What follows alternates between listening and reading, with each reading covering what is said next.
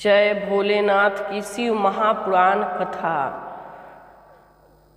रुद्र संहिता युद्ध खंड 8वां अध्याय।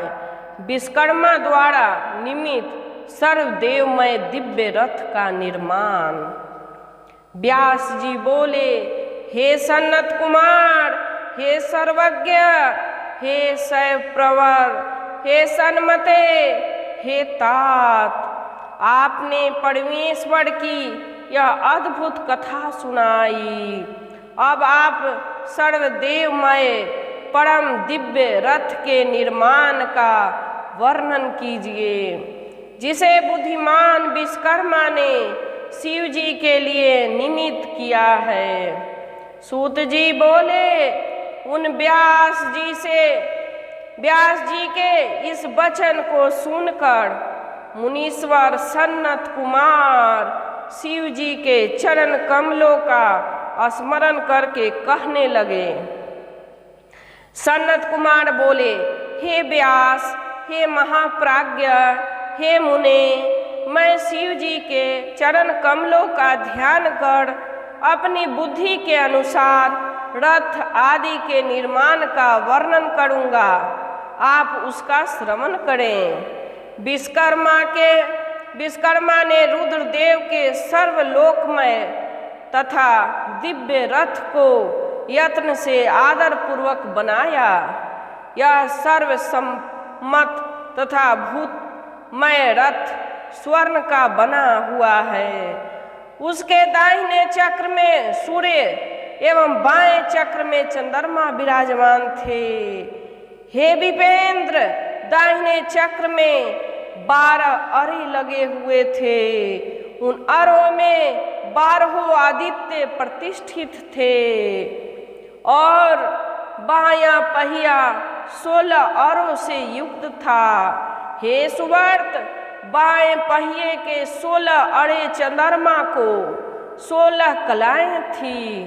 सभी नक्षत्र उस वाम भाग के पहिए की शोभा बढ़ा रहे थे। हे विप्रश्रेष्ठ, 6 ऋतुओं उन दोनों पहियों के नेमी थी। अंतरिक्ष उस रथ का अग्रभाग था और मंदराचल रथ नीड हुआ। अस्ताचल और उदयचल उसके दोनों कुबड़ कहे गए हैं। महामेरु उस रथ का अधिष्ठान तथा अन्य पर्वत उसके केसर थे। संवत्सर का रथ का वेग था तथा दोनों अयन, उत्तरायण एवं दक्षिणायन चक्रों के संगम थे। मुहूर्त उसके बंधुर बंधन तथा कलाएं उसके किलियां कही गई है। काष्ठा कला का 30वां भाग उसका घोष, जुए का अग्रभाग और छन उसके अक्ष दंड कहे गए हैं। निमेष उस रथ का अनुकर्ष, नीचे का काष्ठ और लव इसका इस कहा गया है। घूलोक इस रथ का वरुथ, लोहे का पर्दा तथा स्वर्ग और मोक्ष उसकी दोनों ध्वजाएं थी।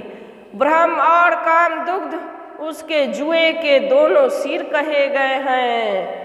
व्यक्त उसका ईसा दंड, वृद्धि, नंडवल, अहंकार उसके कोने तथा पंच महाभूत उस रथ के बल कहे गए हैं। समस्त इंद्रियां ही उस रथ के चारों ओर से आभूषण थे। हे मुनि सत्तम, श्रद्धा ही उस रथ को गति थी। हे सुवर्तो, उस समय सडक, शिक्षा, कल्प, निरुक्त, व्याकरण, छंद तथा ज्योतिष उसके आभूषण बने। पुराण, न्याय, मीमांसा तथा धर्मशास्त्र उसके आभूषण बने। सर्वलक्षणों से युक्त वर उसके बल के स्थान कहे गए हैं। वर्णाश्रम धर्म उसके चारों चरण तथा मंत्र घंटा कहे गए हैं। हजारों फनों से विभूषित अनंत नामक सर्प उस रथ के बंधन हुए। दिशाएं एवं उपदिशाएं पाद बनी, पुष्करादि तीर्थ उस रथ की रत्न जटित स्वर्णमय पताकाएं और चारों समुद्र उस रथ को ढकने वाले वस्त्र कहे गए हैं। सभी प्रकार के आभूषणों से भूषित गंगा आदि सभी श्रेष्ठ नदियां हाथों में चमर लिए हुए स्त्री रूप में सुशोभित होकर जगह जगह स्थान बनाकर रथ की शोभा बढ़ाने लगी।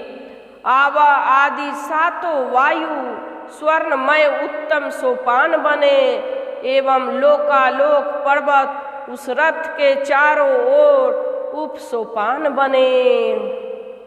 मानस आदि सरोवर उस रथ के बाहरी उत्तम विषम स्थान हुए। सभी वर्षाचल उस रथ के चारों ओर के पास और तल लोक में निवास करने वाले सभी प्राणी उस रथ के तल के भाग कहे गए। भगवान ब्रह्मा उसके सारथी और देवतागण घोड़े की रस्सी पकड़ने वाले कहे गए हैं। ब्रह्म दैवत ओमकार उन ब्रह्म का चाबुक था। आकार उसका महान छत्र, मंदराचल उस छत्र को धारण करने वाला, पार्श्ववर्ती दंड, पर्वतराज सुमेरु धनुष तथा स्वयं भुजंगराज शेषनाग उस धनुष की डोरी बने। श्रुति स्वरूपा भगवती सरस्वती उस धनुष का घंटा बनी। महान तेजस्वी विष्णु को बाण तथा अग्नि को बाण का शल्य कहा गया है। हे मुने, चारों वेद उस रथ के घोड़े कहे गए हैं। सभी प्रकार की ज्योतियां उन अश्वों की परम आभूषण बनी। समस्त विषम भूत पदार्थ सेना बने। सभी वायु बाजा बजाने वाले कहे गए हैं। व्यास आदि ऋषिगण उसे ढोने वाले हुए। सन्नत कुमार बोले, हे मुनीश्वर, अधिक कहने से क्या लाभ। मैं संक्षेप में बताता हूँ कि ब्रह्मांड में जो कुछ भी वस्तु है वह सब उस रथ में विद्यमान कही गई है। परम बुद्धिमान विश्वकर्मा ने ब्रह्मा तथा विष्णु की आज्ञा से इस प्रकार के रथ आदि से युक्त शुभ साधन का भली भांति निर्माण किया है। जय भोलेनाथ की रुद्र संहिता युद्ध खंड 8वां अध्याय समाप्त। शिव महापुराण सुनकर लाइक जरूर करें। ओम नमः शिवाय कमेंट बॉक्स में लिख के शिव महापुराण की असीम कृपा प्राप्त करें। जय भोलेनाथ की जय भोलेनाथ।